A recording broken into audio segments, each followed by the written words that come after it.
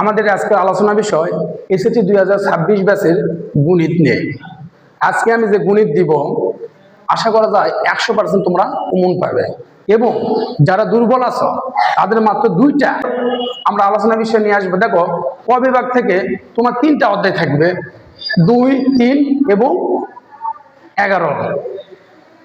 খ বিভাগ থেকে জ্যামিতি থাকবে কি 7, 8। গ বিভাগ থেকে থাকবে কি ত্রিকোণমিতি 9 এবং 16। আর ঘ বিভাগ থেকে পরিসংখ্যান থাকবে 17 অধ্যায়। এই কয়টা অধ্যায়ের মধ্যে আমাদের যেটা গুরুত্বপূর্ণ, যারা পাস করতে যাও তাদের জন্য আমরা দিব পাশের জন্য।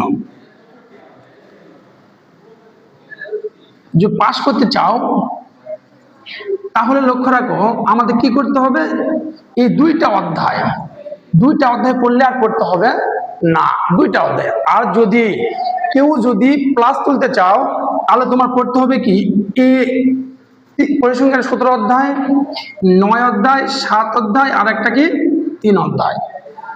এই কয়টা অধ্যায় যদি তোমরা পড়ো তাহলে তোমরা 100% কমন পাবে।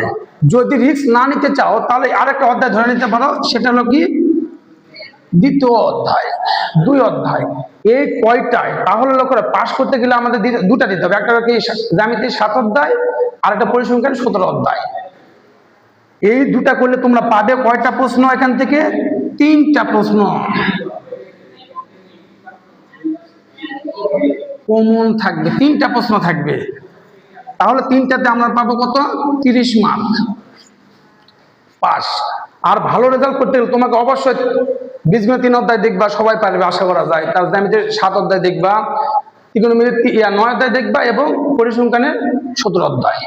যাই হোক, যারা দুর্বল আছো তারা প্রয়োজনে 2 অধ্যায় ভালো করে পড়বা, তাহলে তোমরা 3টা অঙ্ক কমন পাবে। যাই হোক, ভালো থাকো। যদি আমাদের এই সাজেশনকে তোমাদের কাজে লাগে